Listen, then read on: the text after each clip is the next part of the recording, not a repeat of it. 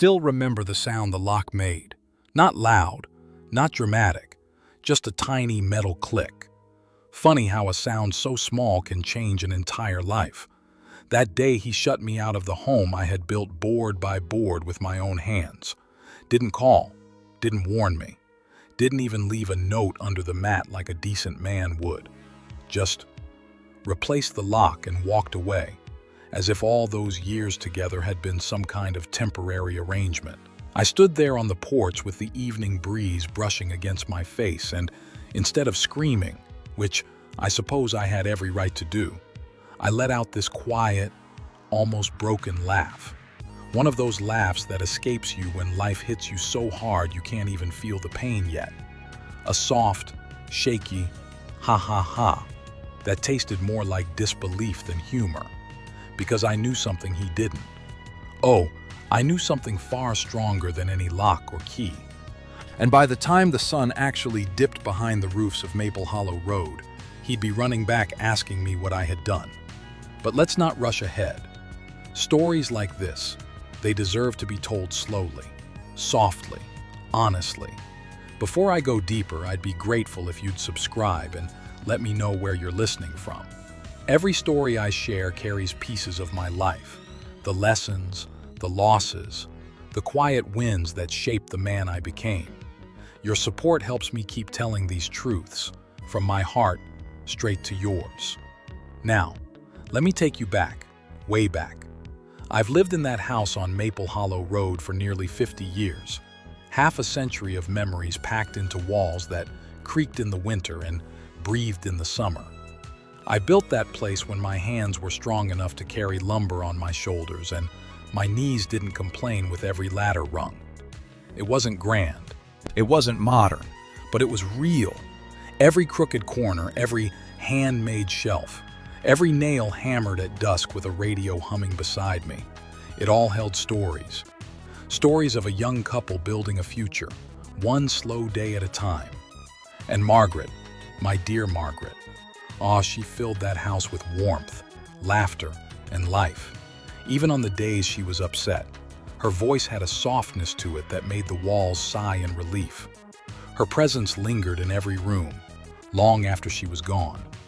She passed 10 years ago, and after that, the house didn't just get quiet. It turned into a kind of quiet that sneaks into your bones, the kind where you hear your own heartbeat echoing in the hallway. Every morning, I still made 2 cups of coffee, one for me, one for her. And every morning I poured hers down the sink with a tiny whisper under my breath, like an apology, or maybe a promise. Old habits cling to you when love doesn't get a chance to say goodbye properly. Neighbors waved at me when I raked leaves or washed my old truck, and sometimes that tiny wave was the only human connection I had for the day. It's strange how lonely a man can feel in a house he built with his own hands, but I managed. Day by day, one quiet morning after another. Then there was my son, Daniel, my boy, my pride, though I didn't always understand the world he lived in. He'd visit once, maybe twice a month. He'd climb out of one of those sleek cars, all shine and expense, wearing a suit that looked like it cost more than my monthly groceries. He'd talk fast, trimming down big stories into bite-sized pieces I barely understood. Deadlines, clients, meetings, presentations. Sometimes I'd nod like I followed along. Sometimes I'd give a gentle laugh so he wouldn't think I felt left behind. He didn't always see it, but inside, I was proud of that boy, more than he ever knew.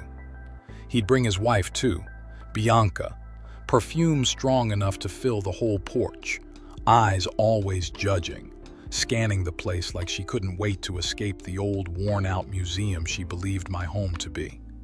She'd sit at the table, scrolling her phone while I tried to spark up conversation, and she'd nod politely with a smile that had no warmth in it at all. I tried anyway. Cooked for them, told stories from the old days, even poked at Daniel with silly jokes hoping he'd crack a real laugh. Sometimes he did. Most times he just smiled thinly and checked the time. But still, I was grateful. They showed up. That had to count for something, right? Then the day came when the phone rang, and I heard Daniel's voice sounding weaker than ever. I felt my stomach twist immediately. He said work had downsized. He'd lost his job. Bianca's clients had dried up. Things were tough. Money was thinner than water, and they just needed a place to stay. "Just until we get back on our feet, Dad." He said it softly, not demanding, not entitled, just weary, like a child asking for shelter from a storm. I didn't hesitate for even a second. "Of course, son, of course. This house will always have space for you." A tiny laugh escaped me, not out of humor, but relief that I could finally do something meaningful for him. A father always wants to be needed.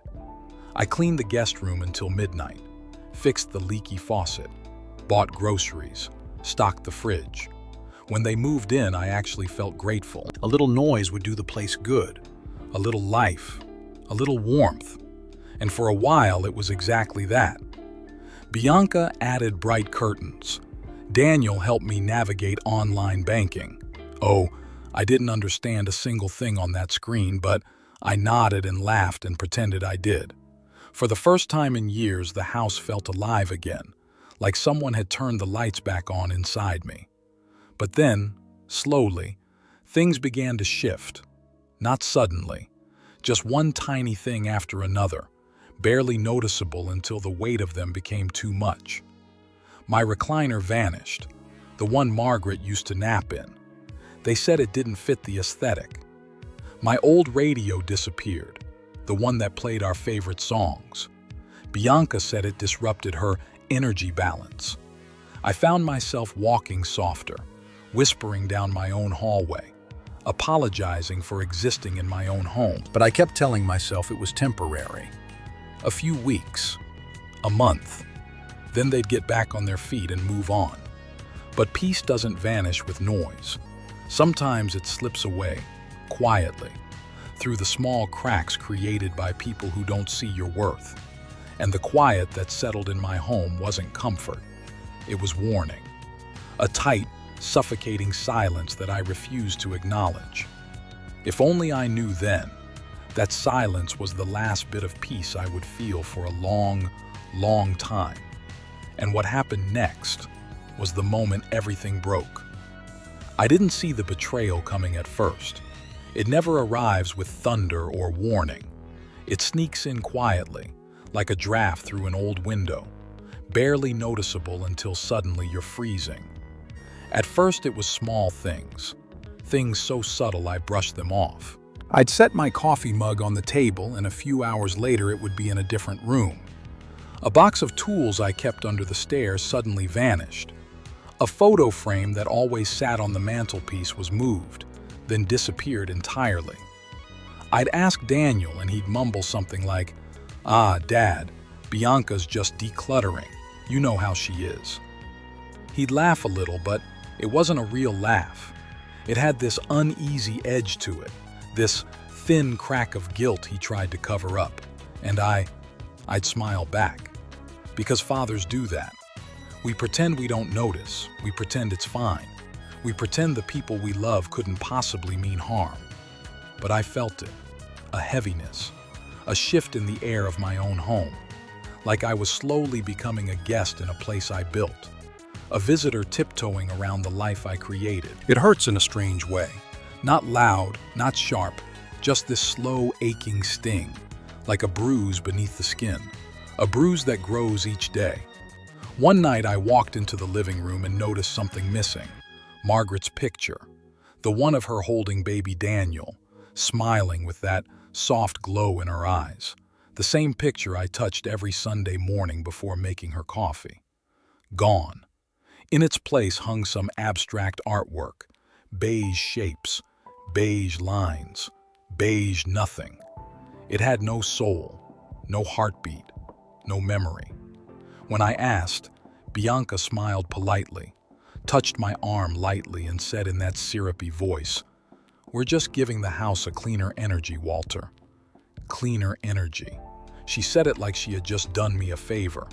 I forced a smile, but deep down, A quiet sadness spread through me like ink. Still, I convinced myself not to make a fuss. I told myself they were just trying to help, trying to organize, trying to modernize, trying. You can lie to yourself for a long time if you're afraid of what the truth will cost you. But truth waits, and eventually it arrives. A week later, I went to visit an old friend over in Cedar Ridge. My friend wasn't doing well, breathing heavy, voice breaking between sentences, eyes tired.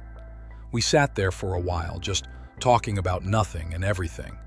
The weather, the old days, the aches in our bones that made us both laugh a little.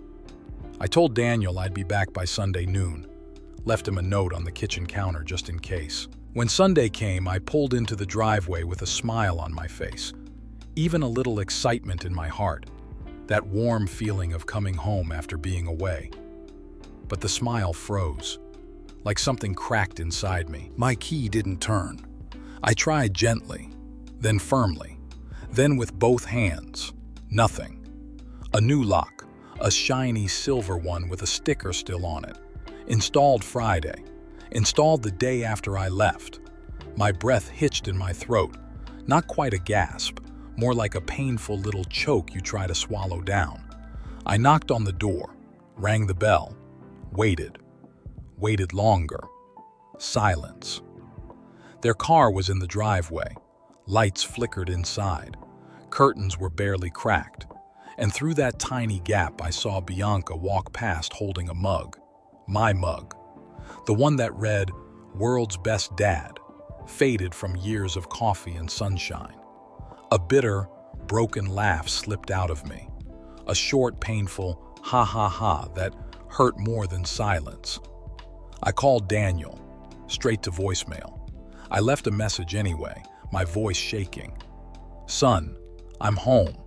I think there's been a mistake. Call me back." No call came. Not that day. Not that night. I sat in my truck until the streetlights flickered on, watching the house that suddenly didn't want me. Eventually, the lights inside went off, one by one, until the place was swallowed in darkness. And in that darkness, my heart sank deeper than it ever had.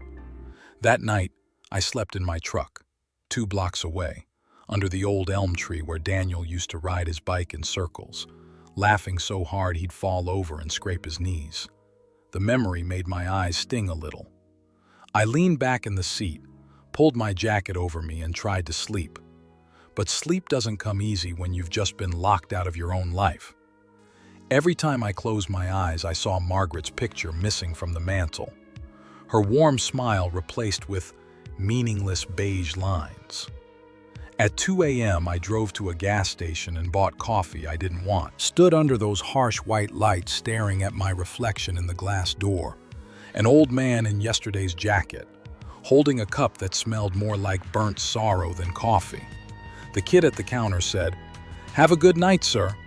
I nearly cried right there, because it had been days since anyone had spoken to me with kindness. By sunrise, I found myself parked in front of the house again. Not sure why. Maybe for comfort, maybe for closure. Maybe because part of me believed Daniel would open the curtains and wave me in, apologize, say it was all a misunderstanding. But the curtains stayed shut, and the house felt colder than winter air. I drove aimlessly for hours, past the church where Margaret's funeral was held, past the bakery where she used to giggle at the way I ordered coffee, past the park where Daniel once caught his first fish, proud and tiny, holding it like a trophy. Every memory felt like a weight pressing on my chest. By noon, I was sitting at the lake, legs hanging off the tailgate, staring at the still water. The silence was eerie, not peaceful, the kind of silence that makes you question everything. I closed my eyes and whispered into the cold air, "Margaret, what should I do?" And I swear, not in a spooky way, not in a ghostly way, just in the quiet way memories speak to you. I felt her presence, her calm, her strength. Don't let them take what you built, Walter. My breath trembled when I whispered back, I won't. For the first time in days, I felt steady. Not strong yet, but steady. Like a man who had finally remembered who he was. And once I remembered who I was, the real story began. I sat there by the lake for a long time. Long enough for the breeze to change directions. Long enough for my coffee to go cold. Long enough for the heaviness inside me to settle into something sharper, something clearer.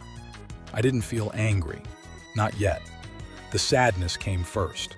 That deep, aching sadness that lives somewhere between your ribs, where old memories still sleep.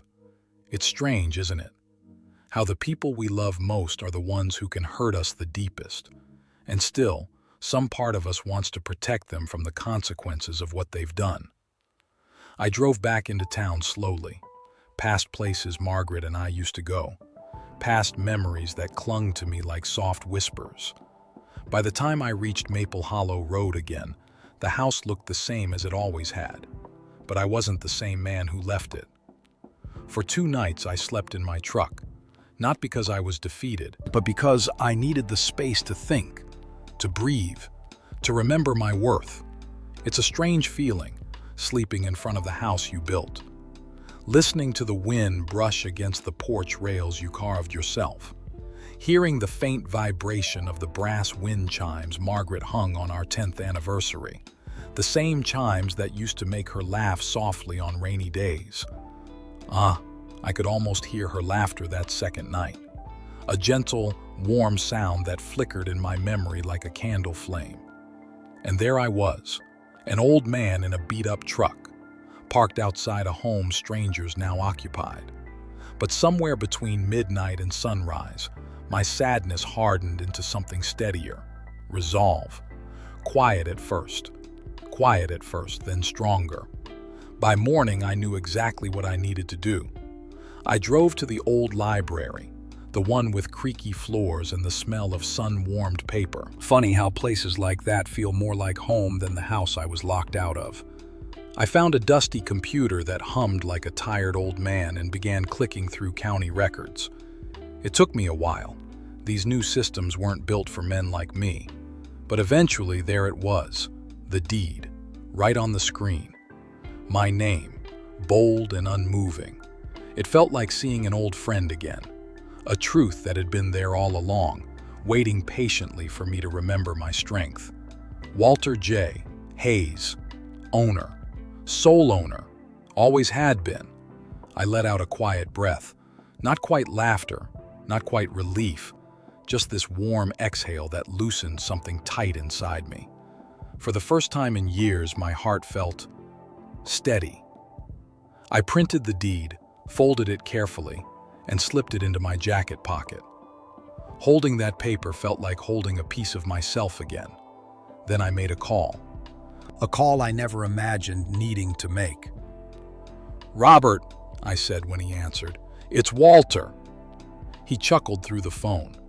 "Well, I'll be damned. How many years has it been, old friend?" "A few too many, I suppose," I said, my voice trembling just slightly. "I need help."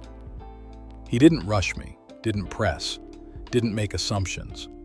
He just breathed quietly on the other end of the line until I found the courage to speak the next sentence. "I need help taking back my home." That afternoon, I sat across from Robert in his office. The same oak desk, the same collection of old law books stacked like soldiers behind him. He hadn't changed much. He still had that calm way of listening that made you feel like your pain mattered. I told him everything, not skipping a single detail. My voice cracked at parts, and I had to look away once or twice just to keep myself from falling apart. And the whole time he listened without a single interruption. When I finished, he leaned back in his chair, rubbing his chin the way he used to when we were kids getting into trouble. "Walt," he said softly, "you're not the first father to be treated this way, but you might be the first one handling it with your mind instead of your anger." He drafted the papers, right there. Property control, emergency protection, a new will, legal notices, everything I needed to put a steel wall between me and anyone who thought they could take advantage of my kindness again. When I signed those papers, my hand didn't shake at all, not even once. Before I left, Robert asked me a question that hung in the room like smoke. What do you want out of this, really? I didn't need to think. The answer was already sitting in my chest. Peace, I said, and maybe a little clarity. His eyes softened and he nodded. You'll have both, Walt. You've already taken the first step. When I walked out of that office, the air smelled like rain, but instead of feeling cold or heavy, it felt cleansing, like the world was washing away the lies, the guilt, the shame I'd been carrying. I sat in my truck for a long time, hands on the wheel, breathing deeply, not planning revenge, not dreaming of punishment, just remembering myself, remembering that I built that house, that I lived a lifetime inside those walls, that no lock, no matter how shiny or new, could erase that. By the time the clouds cleared, I knew exactly what came next, and it wasn't anger, it was reclamation.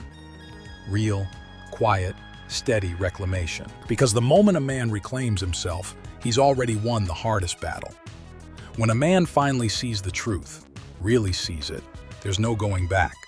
There's no pretending, no more excuses, no more bending yourself into shapes that other people find convenient. And that morning, sitting behind the wheel with the rain easing off the windshield, I felt a clarity I hadn't felt in years. A quiet, steady certainty. The kind Margaret always used to admire in me. So I picked up my phone and made the next call. This one was to Gus Patel, the local locksmith who'd fixed my garage latch way back in 2009. Honest man, no nonsense, steady hands, steady heart. He answered on the second ring. Patel's lock service. Gus, I said gently. It's Walter Hayes. Well, I'll be. Walter, long time. What can I do for you?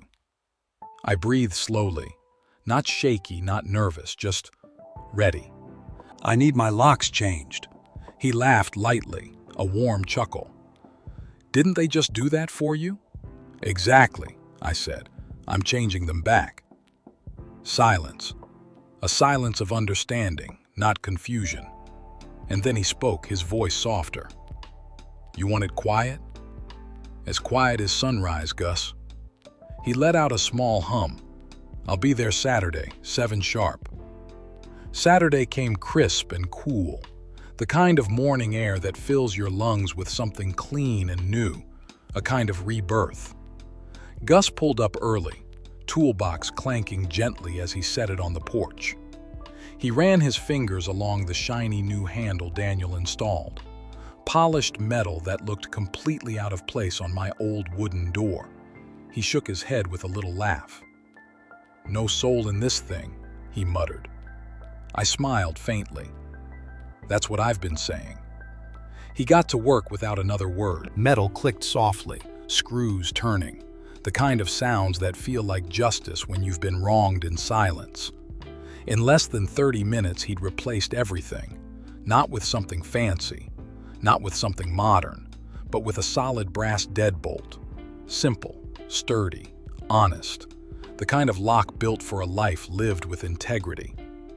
When he handed me the new keys, I held them gently, not like metal, but like truth. You want a spare? He asked. I shook my head slowly. No, Gus, just these 2. One for the house, one for peace.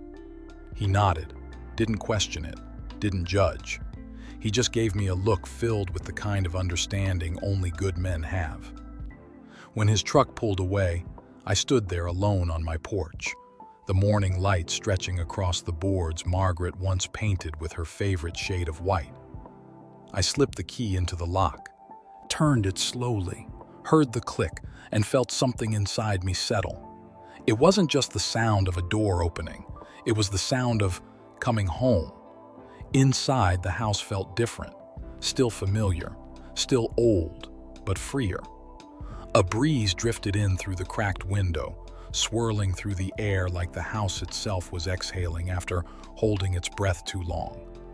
I started opening windows, one by one, letting the cold air wash away the heaviness, the perfume, the candles that never belonged there. Then I gathered Bianca's things, not like a man throwing a tantrum, not with rage, not with smashed plates or shouting.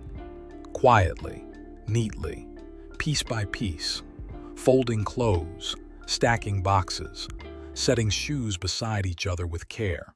Because anger has a smell to it, bitterness has a shape, but dignity, real dignity, moves quietly. When everything of theirs was set outside on the porch, I brewed myself a fresh cup of coffee, sitting at the kitchen table where sunlight pooled across the wood, and then I waited. Not with dread, not with fear, with certainty. The first knock came sharp. "Walter, what happened to the lock?" I didn't move, just took a slow sip, letting the warmth fill my chest. Another knock, harder, sharper, laced with panic. "Walter, my things are outside. Open the door." I breathed in deeply. There was something almost poetic about the moment. Then came the voice that cracked something inside me. "Daniel. Dad, please, open the door." And that's when I finally stood, walked to the door, opened it just enough for them to see me. Bianca stood there in a silk robe, face flushed with fury. Daniel looked like he'd swallowed guilt whole, eyes lowered, shoulders small. Behind them, the porch sunlight spilled like a spotlight. "Your things are outside," I said softly. Bianca's jaw clenched. "This is ridiculous, Walter." A faint laugh escaped me, a weary, almost tender sound. "No, this is closure." Daniel stepped forward, voice trembling. "Dad, can we please talk?" "Talk?" My voice cracked slightly, not with anger, but hurt. "You changed the locks on me when I left town, son." His eyes filled with shame. "That wasn't a mistake. That was a message." Bianca scoffed, crossing her arms. "We were reorganizing. You're blowing this out of proportion." I leaned lightly against the doorframe, meeting her eyes steadily. "You're right," I said softly. "The proportion is much smaller than you think." I tapped the wood beside me. "It's about a house, my house." A long silence stretched between us, heavy, uncomfortable, necessary. I stepped back slightly. 15 minutes, I said. "Gather what's yours, then go." Daniel looked at me with tears clinging to the edges of his eyes. "You're serious?" I've never been clearer. They brushed past me, gathering their belongings in hurried, chaotic motions. Doors opened, drawers slammed. Voices whispered sharply. I stayed by the doorway listening, not to judge, just to witness.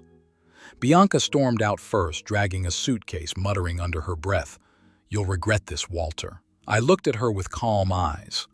Maybe, but at least I'll regret it under my own roof. Daniel lingered behind, shoulders hunched, eyes red, voice barely a whisper.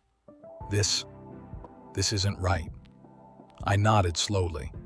"No, it's not, but it's done." He tried again. "Where will we go?" A soft ache tugged at my heart. I reached out and rested a hand on the door, steadying myself. "You'll figure it out," I said gently. "You're strong. You always were." He swallowed hard, looking away. Then he stepped off the porch, didn't look back. The gravel crunched under their tires as they pulled away, disappearing down the street. I closed the door, locked it with the new key, pressed my forehead against the wood, and breathed. The house breathed with me. For the first time in years, it felt honest. But reclaiming a house is one thing. Reclaiming yourself, that takes a different kind of courage.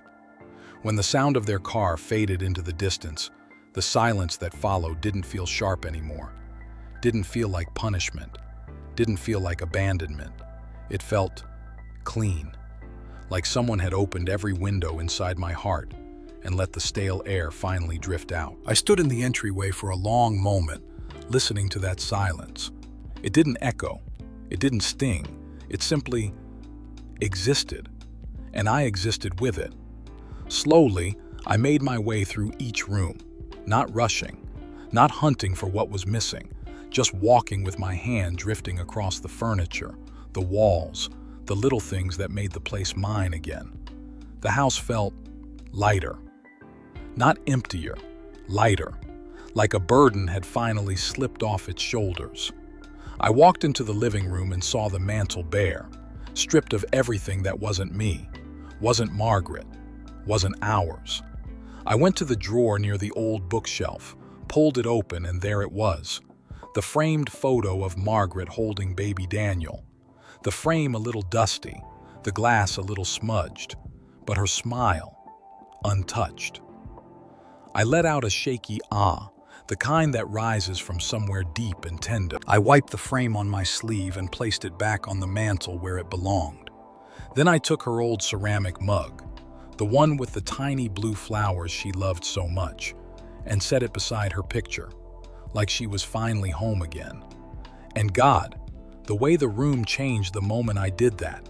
It felt like the house exhaled, like something sacred had returned. The phone rang on the kitchen counter, breaking the moment. Daniel's name glowed on the screen. My chest tightened, my breath caught halfway. For a second, just a second, I considered answering. But then I remembered the nights I slept in my truck, the silence when I knocked, the locked door, the hollow ache of being treated like a burden in my own home. And I let the phone ring. Once, twice, 3 times, then 4.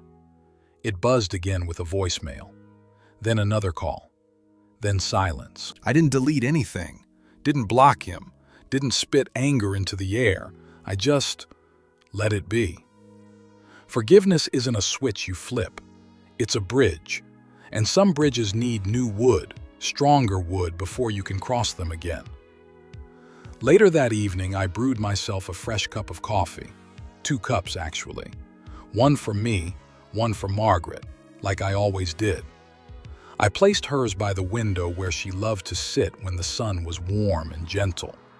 The golden light poured across the table, glowing against the ceramic like a soft blessing. And for the first time in years, I didn't pour it down the sink. I let it sit there, just sit, like an offering, like a memory finding its way home. I pulled out a chair and sat across from it, not talking, not pretending, just sharing the quiet. A quiet that didn't hurt anymore, a quiet that listened. As the sun dipped low and the sky turned that warm honey color, the one Margaret always said looked like heaven stretching its arms, I walked out to the porch with my coffee in hand. The brass lock caught the light, shining like a tiny crown on the old wooden door. Simple, strong, mine. Kids rode their bikes up and down the street, laughing. The same street Daniel once played on when his legs were still small and full of energy. A soft smile tugged at my mouth. Not bitter, not longing, just warm, like remembering something good from a long time ago. The wind picked up, brushing the leaves along the edge of the porch. They danced in little circles, like old friends greeting me after a long journey. The peace I felt sitting there, my God, it was something I hadn't felt in years. Not since Margaret, not since Daniel was young, not since life felt like a story I still had some control over. And sitting there, I realized something that settled into me as gently as the evening air. I didn't just take back my home, I took back myself. The parts of me I had slowly handed away, little by little, to guilt, to sorrow, to fear, to loneliness, to the quiet desperation of wanting to be loved at any cost. All those parts had found their way back into my chest, and they fit perfectly. That night I didn't sleep in the truck. I slept in my own bed. The mattress felt a little softer. The room smelled a little sweeter. The darkness felt a little kinder. I lay there for a while, listening to the creaks of the old house, the ones I knew by heart, the ones that had whispered to me through every season of my life. Somehow, They sounded like home again. Before I drifted off, I whispered into the quiet, "Thank you, Margaret." And maybe it was just my tired mind, or maybe it was something deeper, but I could have sworn I felt the faintest warmth settle across my shoulders, like she was proud, like she was there. But peace, real peace, isn't the end of a story. It's the beginning of a new kind of strength you don't even know you have, until someone forces you to find it. The following morning, the sunlight crept through the curtains in that soft, golden way it used to when life felt simple. I opened my eyes slowly, and for the first time in a long time, I didn't wake up with that heavy ache in my chest. No dread, no fear, no silent prayer that today might hurt a little less than yesterday. Just breath, just calm, just peace. I walked through the house barefoot, the old floorboards greeting me with gentle creaks. Every sound felt familiar again. Every corner felt like it belonged to me. Nothing was foreign. Nothing felt invaded. When I reached the kitchen, I paused. 2 cups, sitting side by side, one for me, one for Margaret. I smiled softly, not the kind of smile that forces away pain, but the kind that arrives when your heart is steady enough to feel gratitude again. I made 2 fresh cups of coffee, the aroma filling the room like a warm memory. Placed hers by the window in the early sunlight, placed mine across from it. And for a moment, I sat there with her, or with the idea of her, with the memory that never left me, even when everything else tried to pull me apart. A quiet awe slipped out of me, a small sound filled with love and longing. I didn't fight it, didn't push it down, didn't apologize for it. Some moments are meant to be felt fully, even if they leave your eyes a little wet. The phone lit up again later that day. Daniel's name, missed call, voicemail, another missed call. I stared at the screen for a long time. My heart didn't jump, didn't panic, didn't break. It simply acknowledged the pain without drowning in it. I didn't answer, not because I wanted to punish him, not because I wanted revenge, not because I wanted him to suffer the way I had suffered. I didn't answer because I finally understood something. A man cannot heal in the same room where he was wounded. And forgiveness, true forgiveness, requires distance, space, time, reflection. If I had answered, I would have broken my own boundaries. I would have let guilt speak for me. I would have stepped into the same trap that had nearly emptied me out. So I let the phone ring, and ring, and ring, until eventually it stopped. The next few days passed quietly. I found myself fixing little things around the house, tightening a hinge on the pantry door, repairing a loose floorboard near the hallway, organizing old photographs. It wasn't about staying busy. It wasn't about distracting myself. It was about reclaiming the bond between me and the home I had built. Every small repair felt like stitching together parts of my soul I didn't realize were frayed. While cleaning out a drawer, I found an old notebook, one Margaret used to keep grocery lists in. Her handwriting danced across the pages, soft, round letters that carried more tenderness than anything Bianca ever added to that house.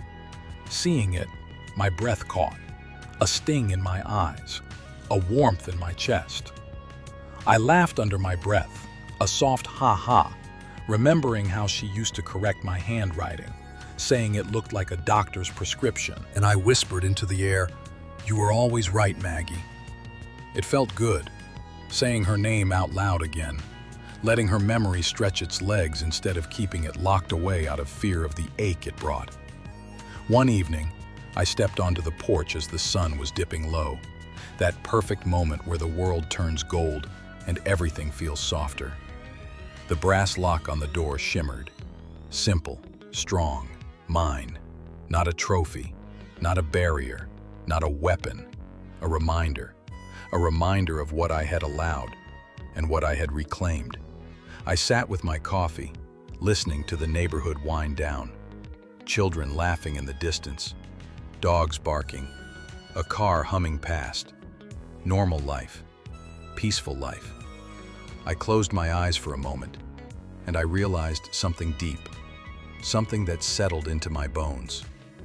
Respect doesn't disappear with age. It doesn't fade, doesn't shrink, doesn't crumble, but it does get quieter, wiser, more selective. And when people forget how to give you respect, your quiet strength reminds them who you are. You don't reclaim respect by shouting, or demanding, or fighting. You reclaim it by standing steady, by knowing your worth, by refusing to shrink so others can feel taller. I wasn't angry anymore, not even a little. The anger had burned away, leaving behind something purer, clarity, perspective, peace, real peace, the kind that lives in your chest rather than depending on anyone else. It was then, looking out at the golden street from my porch, that the truth finally unfolded in full. My son changed the locks, but I reclaimed my home. And not just the physical house, not just the rooms, the keys, the mantle. I reclaimed the home inside me, the part that forgot its worth, the part that gave too much and asked for nothing, the part that believed love had to be earned through silence. No more. I didn't reclaim a house. I reclaimed myself. Every year, every memory, every piece of dignity, every boundary I had forgotten how to set, they came back to me, softly, quietly, like the evening breeze passing through the porch railings. And in that moment, I felt something I hadn't felt in a very long time. Freedom, piece of the story, the part that truly matters, came in the days that followed. When I finally understood what healing really looks like, the days that followed didn't feel like victory. They didn't feel like revenge. They didn't feel like triumph. They felt quiet. Not an empty quiet, not a lonely quiet, but a calm, steady quiet that sits beside you without needing anything. A quiet that lets you breathe without apology. I moved through the house slowly that week, each day rediscovering something that felt like mine. A photograph, a book, an old jacket, a carved wooden spoon Margaret made during one of her craft phases. Little pieces of a life that had been overshadowed by noise that didn't belong here. Every item I found felt like a returned piece of myself, and with each one, I felt lighter, not because they mattered as objects, but because they were reminders of a life built with love, with patience, with hard work, with dignity. And I wasn't about to let anyone erase that. On the third morning after they left, I finally stepped into the garage, the place Daniel and Bianca had turned into their office. Candles, ring lights, whiteboards filled with plans I never understood. Their scent still lingered in the air, but it didn't sting the way it once did.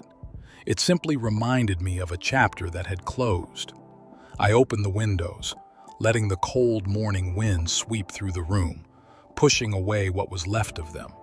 Then I moved things around, not because I needed the space, but because rearranging the room felt like reclaiming it.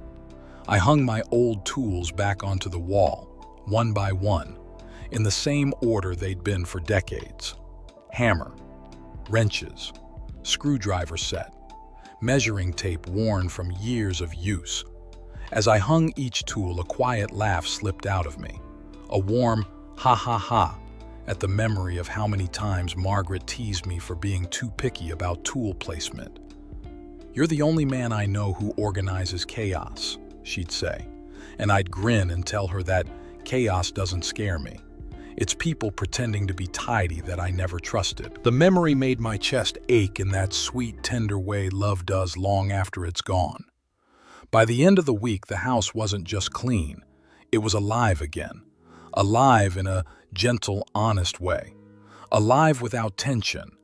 Alive without footsteps that didn't match the rhythm of the home. My home breathed at its own pace again, and I breathed with it. One evening, as I sat on the porch watching the skies shift from gold to indigo, a thought came to me, simple but true. Healing isn't a loud process. It's not a shout. It's not a storm. It's not a dramatic confrontation. Healing is the slow return of yourself to yourself, a quiet reclaiming, a steady rebuilding, a soft rebuilding of boundaries you once allowed to crumble. It's the moment you realize your kindness is not a weakness, your silence is not surrender, your age is not irrelevance. And your home, whether within walls or within your chest, is sacred. No one gets to take that from you, not even the people you love. A week after they left, Daniel sent a longer message. Not just a missed call this time, a real message. It wasn't angry, wasn't defensive. It was confused, lost, a little frightened. The kind of message a grown man sends when he finally sees the weight of his own actions. He wrote, "Dad, I'm sorry. Can we talk? Please." I stared at the screen for a long time, a long, quiet time. My heart didn't slam, didn't twist, didn't ache. It simply understood. He wasn't a monster. He wasn't evil. He wasn't hateful. He was lost, overwhelmed, ashamed. A man drowning in pressures I never fully understood. And in his panic, he grabbed onto the wrong lifeline, mine. But forgiveness doesn't erase consequences. Forgiveness doesn't undo what was done. Forgiveness simply opens the window so you can breathe again. And so, I didn't reply. Not yet. Not out of punishment. Not out of anger. Not out of spite. But because forgiveness deserves clarity. And clarity takes time. Someday, I'll answer him. Someday, we'll talk. Someday, we'll rebuild. Slowly, carefully, with new wood that won't splinter so easily. But not yet. Some journeys must be walked alone before they can be walked together. For now, I sit on my porch in the evenings, coffee warm in my hands, the world quiet around me. I watch the street turn gold under the sunset. I listen to the creaks of the house settling into its own peace. I let the breeze brush past me like an old friend, and I feel whole. The brass lock catches the last bit of sunlight each day. A small reminder that strength doesn't have to be loud. Sometimes it's silent, steady, unmoving. Sometimes it's as simple as standing your ground and saying, "This is mine, this is who I am, and I deserve respect." It took me years to learn that, decades maybe, but I know it now, and I'll never forget it again. My son changed the locks, so I took back my home. Not just the one with doors and windows, but the one inside me, the one made of all the things I've lived, all the things I've lost, all the things I've learned. Respect doesn't fade with age. It grows wiser, stronger, quieter. And justice, real justice, it isn't loud, it isn't sharp, it isn't violent. Sometimes justice is simply sitting in the chair you love, coffee warm between your palms, breathing peacefully inside the life you built with your own two hands, finally able to whisper to yourself, "I'm home." Would you have done the same? Tell me in the comments, and don't forget to subscribe for more stories like this, stories told from the heart, one truth at a time.